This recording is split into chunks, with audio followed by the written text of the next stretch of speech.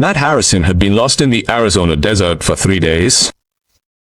His horse had died 2 miles back. His canteen had been empty since yesterday, and all that was left in his pack was a piece of stale bread. The sun beat down on the dunes like molten metal, burning every inch of exposed skin. His lips were cracked, his tongue swollen, and every step was agony.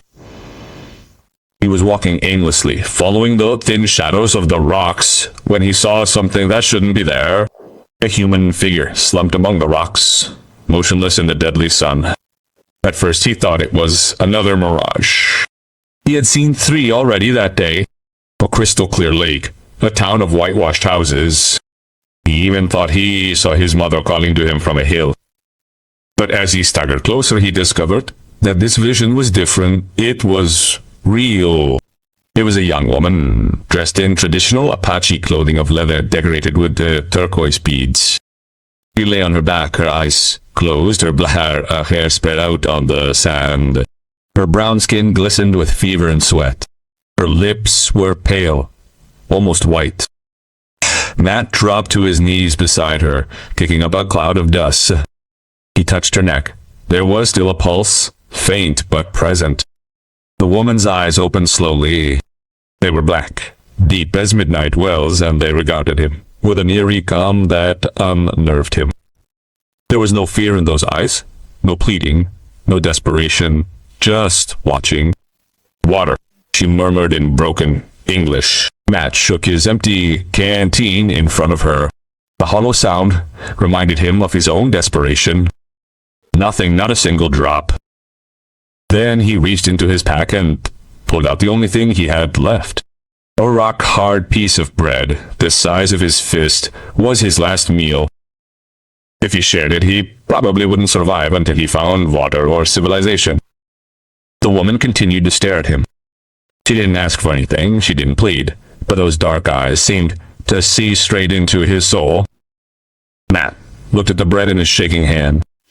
He thought of all the times he had been selfish in his life, all the opportunities he had had to help and hadn't. He thought of his mother, who had always told him, Matt, the measure of a man's character is what he does when no one is looking. He broke the bread in half, gave her the larger piece. Eat slowly, he said hoarsely, bit by bit. The woman took the bread with trembling hands and began to chew slowly, never taking her eyes off him. Matt put his small piece in his pocket. He wasn't even hungry anymore, just thirsty. A thirst that burned his throat like hot coals. When the woman finished eating, something extraordinary happened. She stood up with an agility that someone on the verge of death shouldn't have. She moved gracefully, as if the desert had no effect on her, as if she had just woken from a nap and not been dying in the sun. She watched Matt for several seconds, studying him as if she were memorizing every detail of his face. Then he pointed north with his thin arm. 3 miles, he said in Spanish, now, in a clear and strong voice. Water, follow the red rocks. Friends, if you are enjoying this story, don't forget to subscribe to the channel, and leave us in the comments from which country you are watching us on. That motivates us a lot to continue bringing you this content. Matt had 1,000 questions for her. What was she doing alone in the desert? Why was she so weak a moment ago, and now she seemed completely recovered? But before he could open his mouth, she disappeared between the rocks with the speed of a frightened deer. He stood there, stunned, with the sun beating down on him mercilessly. He looked at his hand. The large half of the bread was gone. It had not been a dream. It had been real.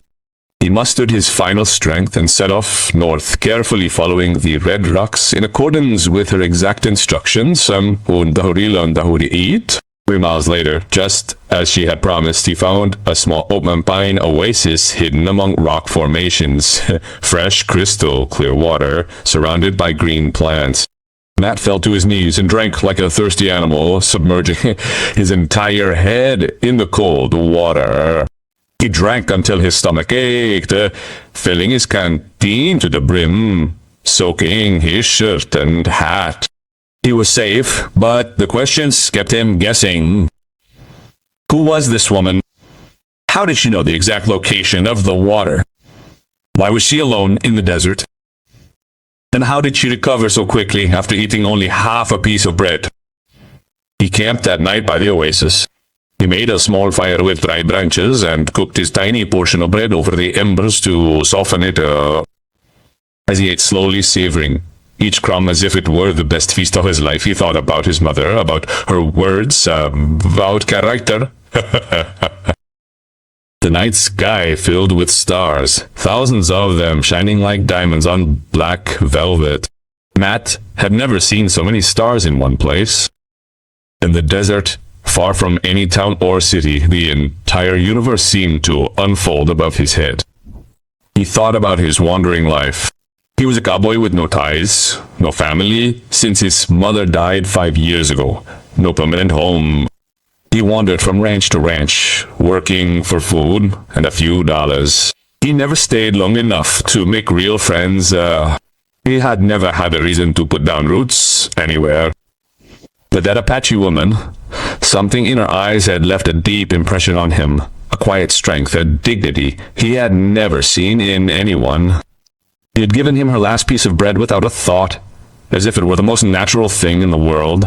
And now, under the endless stars, he wondered if he would ever cross paths with her again. He had no idea that his question would be answered at dawn, because as the sun was just beginning to paint the horizon orange and gold, Matt heard something that made him jump out of his sleeping bag, the unmistakable sound of many horses approaching. Oh! He jumped to his feet, grabbing his rifle, but when he saw what was coming from the hills, the weapon almost fell from his hands. It was an impressive procession. 50 Apache horsemen, perhaps more, advancing in perfect formation on magnificent horses. At the forefront rode an old man with a face weathered like old leather, wearing an imposing headdress of eagle feathers that gleamed in the dawn light. And beside him, astride a horse as pure white as snow, rode she, the woman of the desert. Matt froze, his heart beating like a war drum in his chest. Missed. The 50 Apache horsemen stopped, 20 yards from the oasis.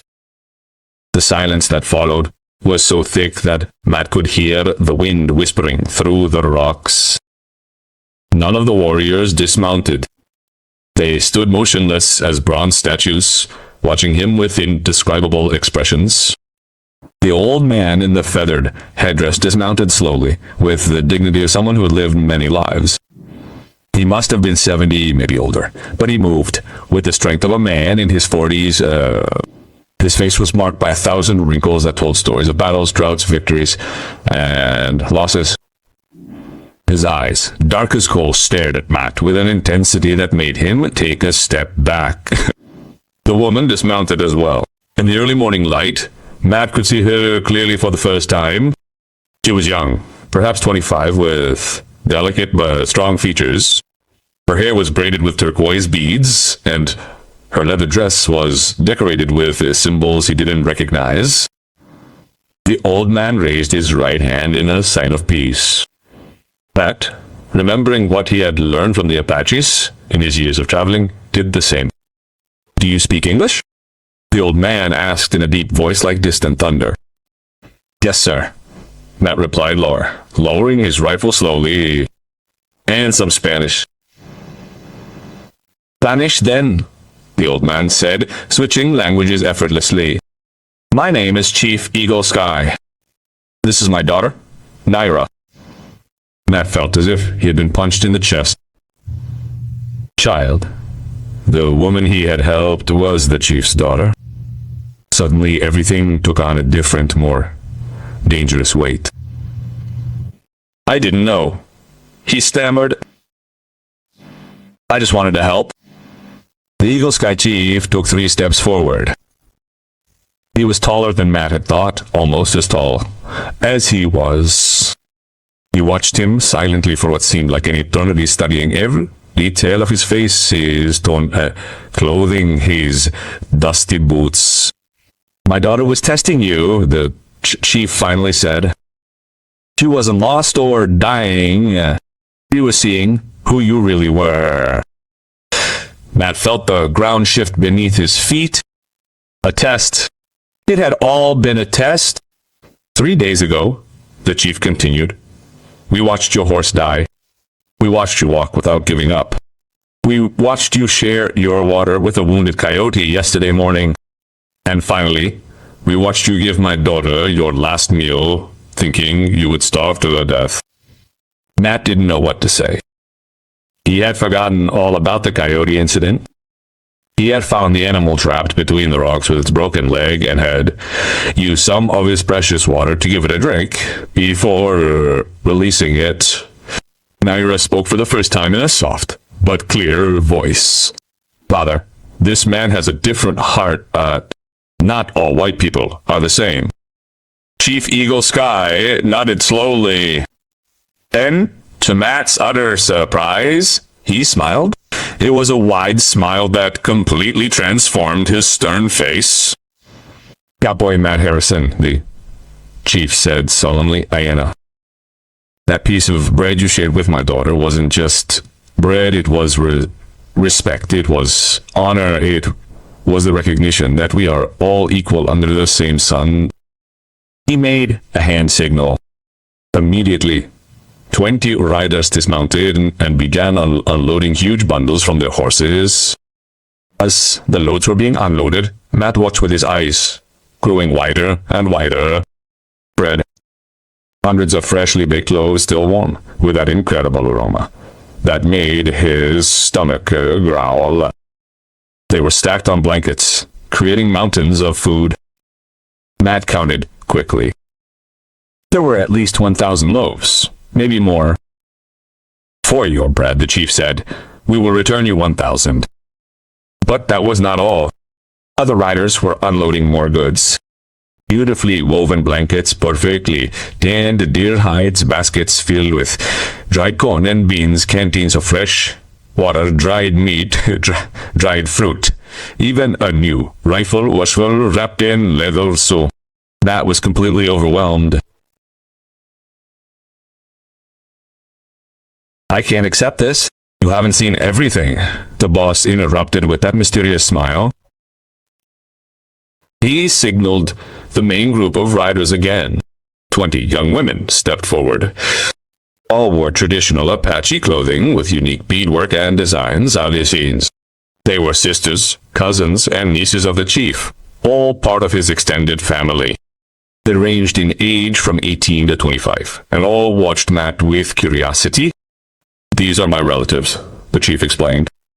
20 women of my clan. They have come to offer you their service. Matt felt panic. Service? Not me. Not what you think, the chief interrupted him.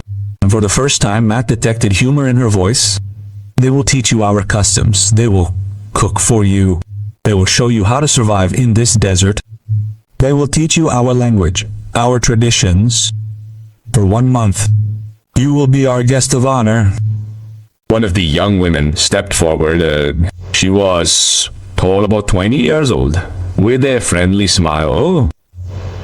My name is Kiona, she said in perfect Spanish. I will be your language teacher. Another stepped forward, shorter, but with eyes bright with intelligence. I am Tajira.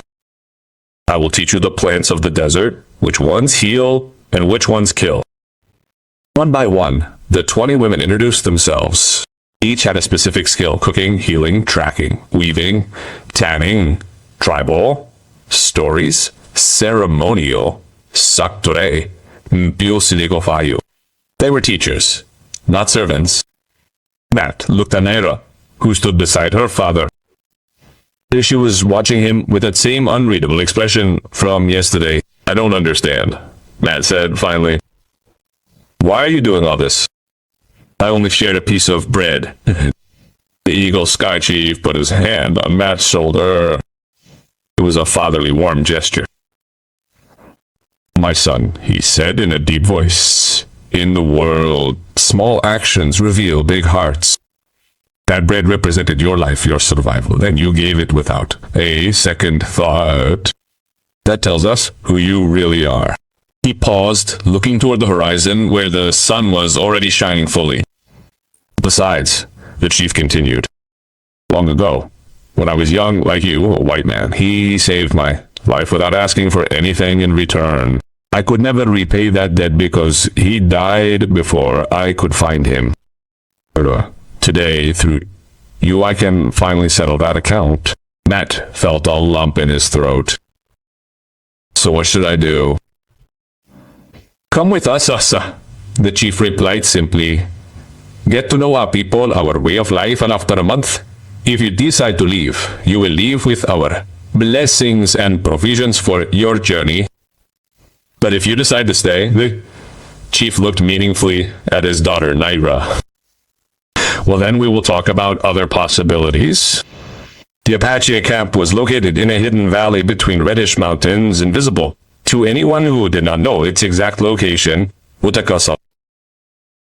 Matt arrived on horseback, he was sitting on the ground. The gift he had received caught his breath at what he saw.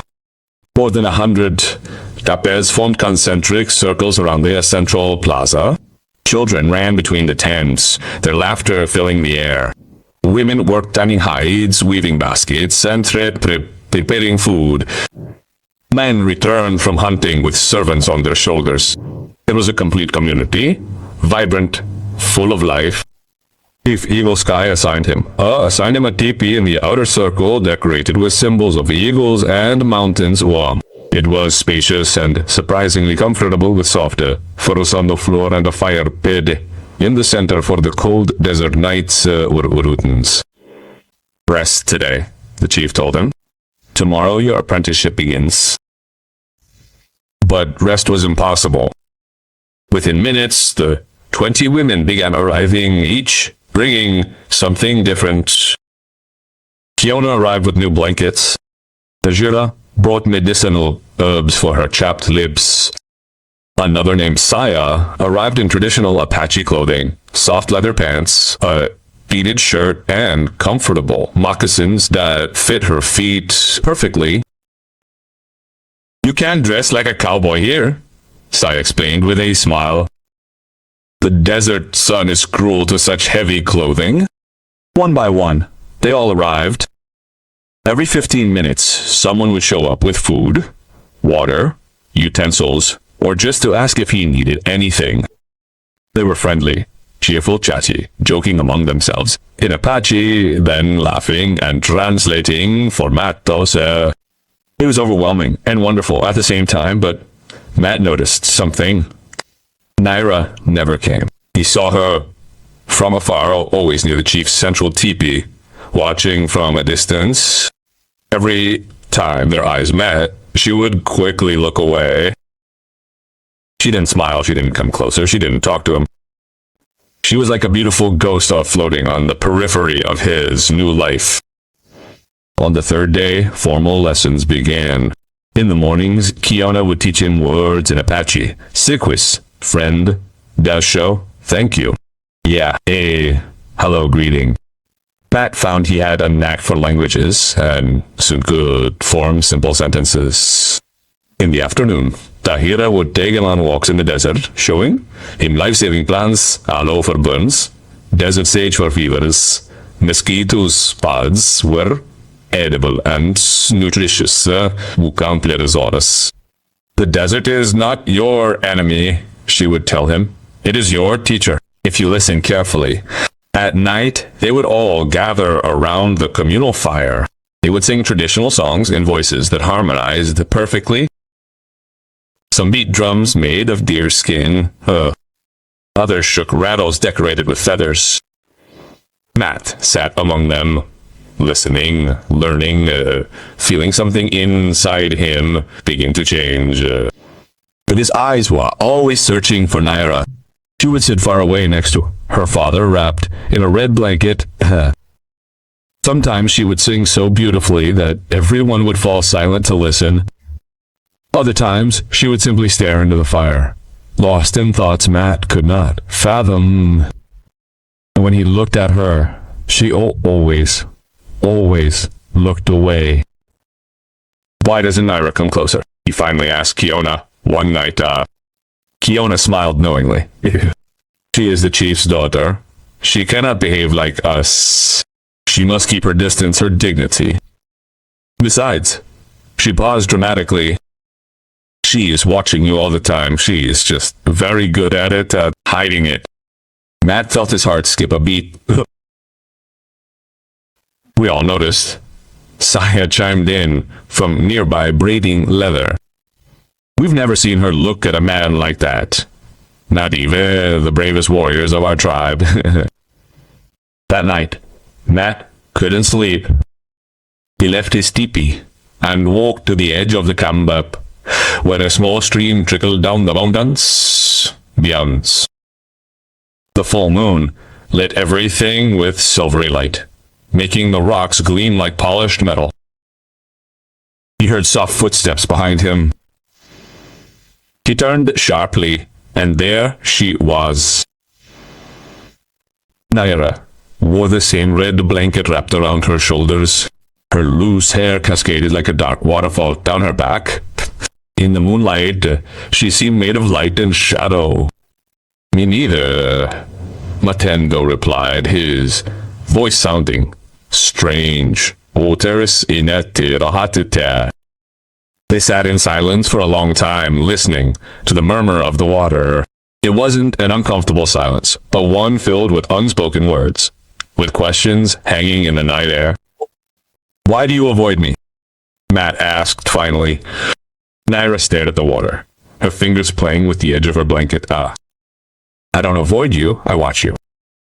Why? Because I need to understand. She replied, turning to look at him directly. Her eyes glittered in the darkness. My father has opened the doors to our world for you. My sisters and cousins teach you our secrets. But I need to know, do you really want to be here, or are you just being polite until you can escape? Matt took a step toward her. Every day I've been here, he said with brutal honesty, I feel more at home than I have in my entire life. Your people have shown me more kindness in a week than I have received in 30 years from my own. What about me? Naira asked, and for the first time, Matt detected vulnerability in her voice. What do you think of me? Matt swallowed. I think about you all the time. Ever since that moment in the desert when I first saw you, I can't stop looking for you. And when our eyes met, even for a second, it was as if everything else disappeared, and Naira closed her eyes, as if his words physically hurt her. You shouldn't have said that. Why not? Because now I too will have to admit the truth. She whispered. When I saw you give your last breath without hesitation, when I saw you choose kindness over your own survival or something, inside me awakened Riso. I have known many brave warriors, many strong men, but I have never met someone with a heart like yours. That felt the world stop. Naira, no. She held up her hand, stopping him. There is still so much you don't know about our world. There are still trials you must face. My father has accepted you, but the entire tribe must accept you as well. And there is trouble coming, Matt. Trouble that will test everything you think you know about honor and loyalty. What kind of trouble? Naira looked toward the mountains to the west. White men. They are coming to claim our land, our water. They say they have papers, documents that entitle them to all this. My father is old, wise, but he is also tired. We need... He paused, biting his lip. We need a bridge between two worlds. The next morning, Matt woke to cries of alarm. He ran out of his teepee to see the entire tribe gathered in the central plaza. Eagle Sky stood on a high rock with the most serious face Matt had ever seen. They're here sooner than expected, the chief announced in Apache, then repeated in Spanish so Matt could understand. The men from the river company are here. Matt then saw what had caused the commotion. At the edge of the valley, a group of 15 white men had set up camp. They wore formal suits completely unsuitable for the desert, fancy hats and leather briefcases. They didn't look like cowboys or explorers. They looked like businessmen, and that made them all the more dangerous. Fiona appeared beside Matt, her normally cheerful face now filled with concern. "They've been here 3 times this year," she explained. "They said they bought the water rights to the mountain. They want to build a dam that will divert all the water to the white peoples to the east." "But this is Apache land?" Matt asked. "It was Apache land," corrected Tahira, who had come from the other side. "Until the government sold the rights without consulting us. Now they have papers saying the water belongs to them." Matt felt rage boiling in his chest. He knew this story. He had seen it repeated all over the West. Broken promises, ignored treaties, entire peoples displaced by documents they had never signed them on. Chief Eagle Sky stepped down from the rock and walked toward Matt. He looked tired, as if he had aged 10 years overnight. "Pat Harrison," said in a deep voice, "now comes your real test." "My test. These men speak your language. They come from your world. You understand their laws, their tricks with words, their official papers.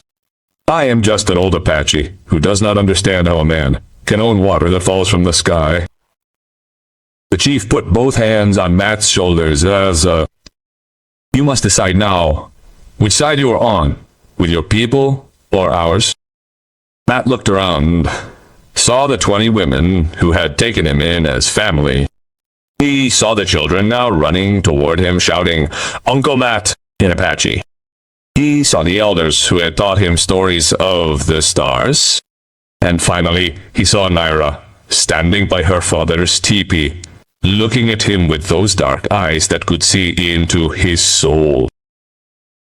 "There is no choice to make," Matt said firmly. "I am with you." The chief smiled, and Matt saw tears shining in his ancient eyes.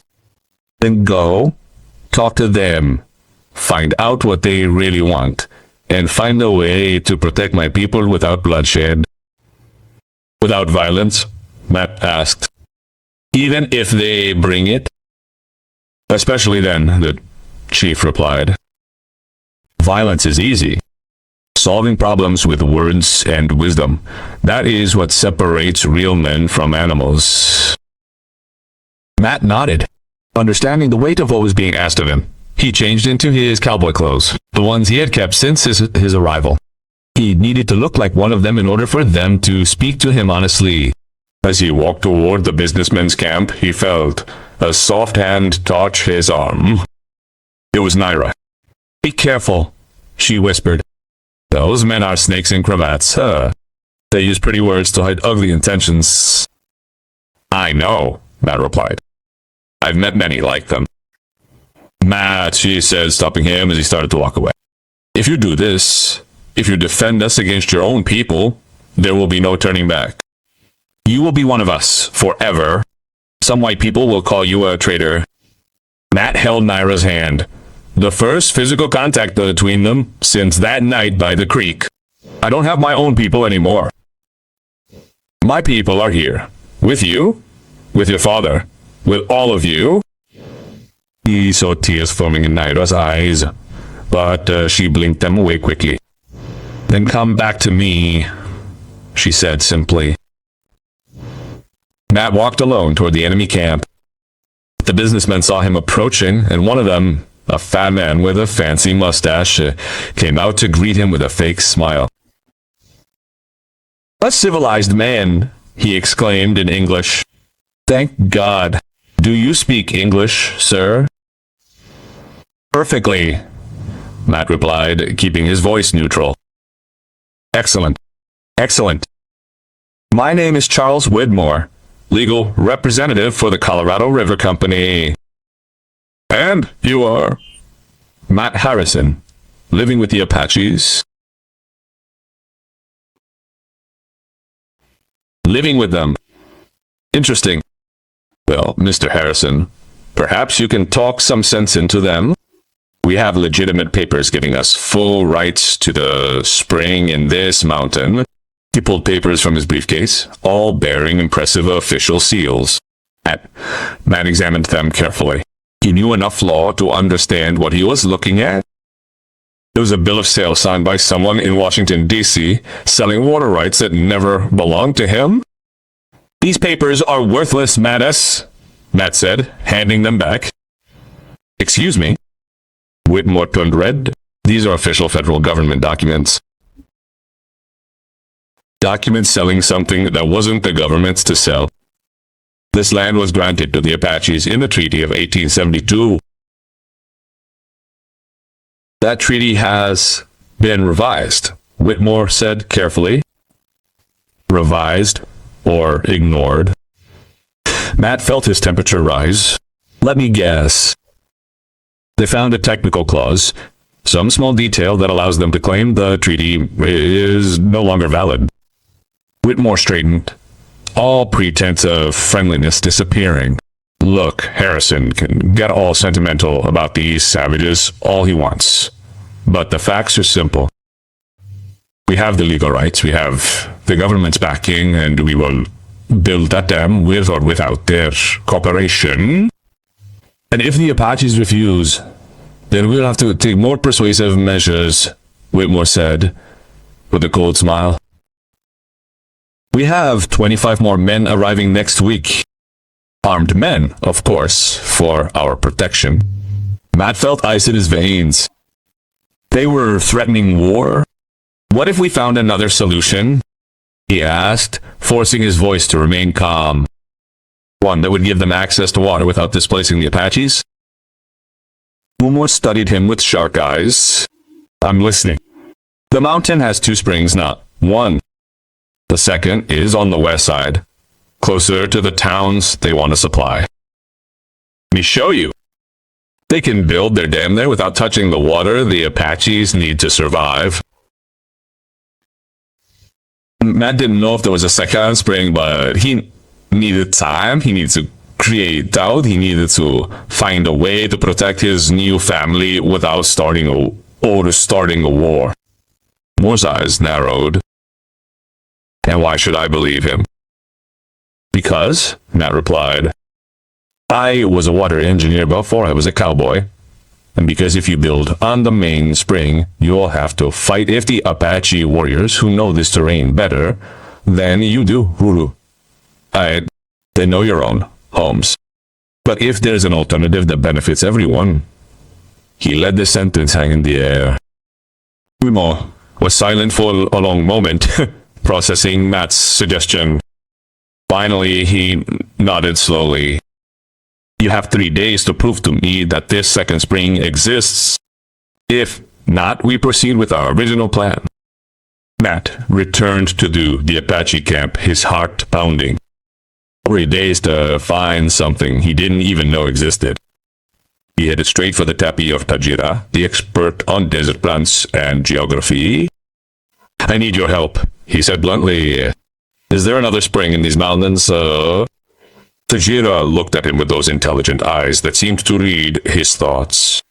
You told the white man it did exist. What? He needed time to think. Risky, she murmured, but clever. Come, there's something I must show you. She led him to a cave hidden behind cascading rocks on the west side of the mountain. Inside, the walls were covered with ancient paintings, symbols, maps, stories, told in pictures. My ancestors painted this 200 years ago, Tahira explained, pointing to a detailed map. Look, there are 3 springs here, not just one. The main one, we use a small one. That dries up in the summer, and a large one on the west side that our grandparents sealed generations ago. They sealed it. Why? Because it was too powerful. It caused flooding in the rainy season. They decided to let it sleep. Tajira smiled. But if someone knew how to properly unclog that spring, control its flow, it would be perfect for a modern dam. Matt felt hope bursting in his chest. Can you take me there? For the next 2 days, Matt worked like he had never worked before in his life.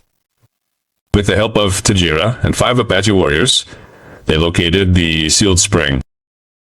It was exactly where the old painting said it would be, hidden under rocks and vegetation that had accumulated over decades. Using techniques he had learned as an engineer, Matt calculated the water flow, the pressure, the best place to build a retaining structure. It was perfect, even better than the main spring, because it had more volume and was closer to the white settlements. On the 3rd day, he led Whitmore and his men to the site. The businessman was instantly impressed.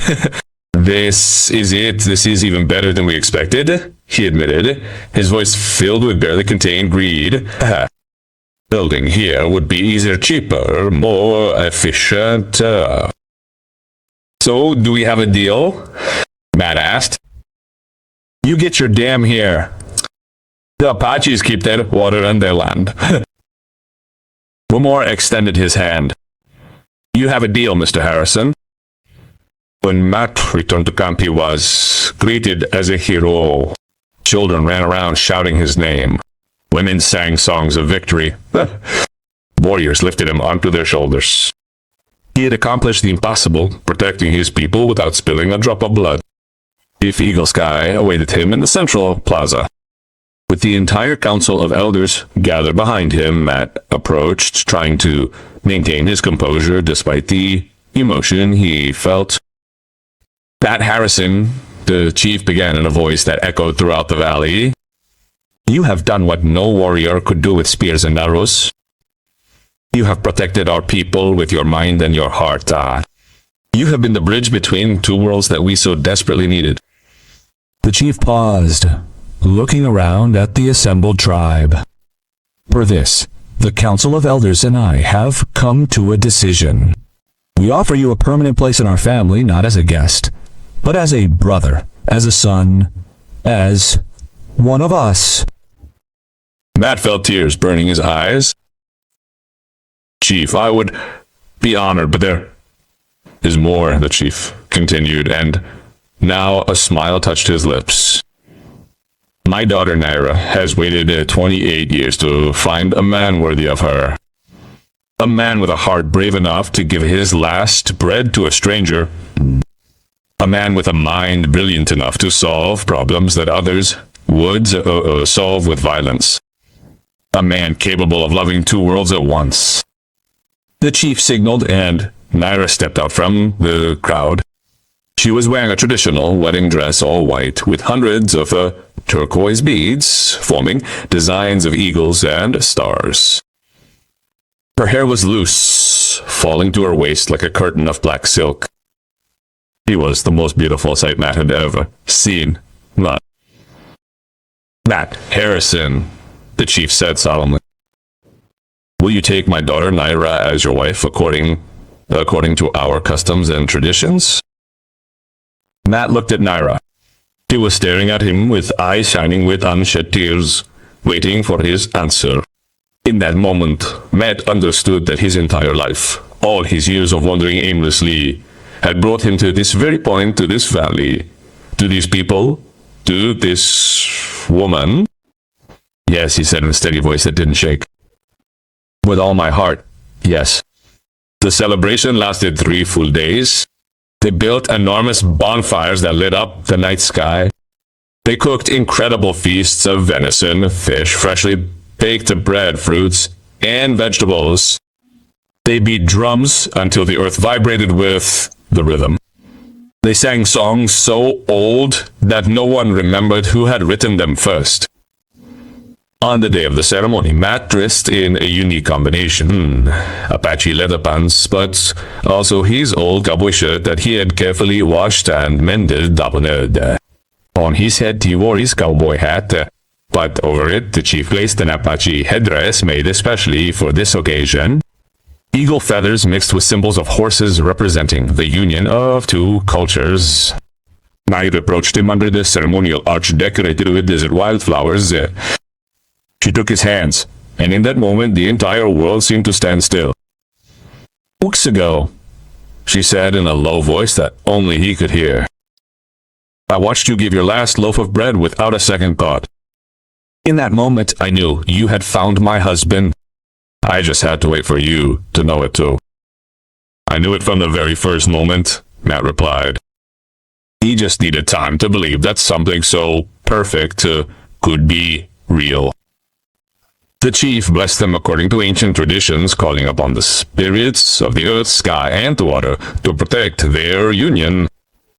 Then, surprising Matt, he added a prayer in English also, honoring their origins. When the ceremony was over, and everyone was celebrating, Matt and Naira stepped away momentarily to the edge of the camp where they could see the entire valley bathed in the golden light of the setting sun. Do you regret it? Naira asked softly. You left your entire old world behind. Matt hugged her, feeling like he had finally found his home. I left nothing behind. I had found everything I had ever sought without knowing it. A family, a purpose, a place where I belonged. And you, two worlds united, Naira murmured against his chest. No, Matt corrected, kissing her forehead. A single new world, built with the best of both. Down in the valley, the campfires shone like terrestrial stars. Laughter and song drifted up into the sky where the first real stars were beginning to appear. And in that moment, Matt Harrison knew with absolute certainty that that day in the desert, when he had given his last piece of bread to a stranger, had been the first step in the most important journey of his life. A journey that had brought him home,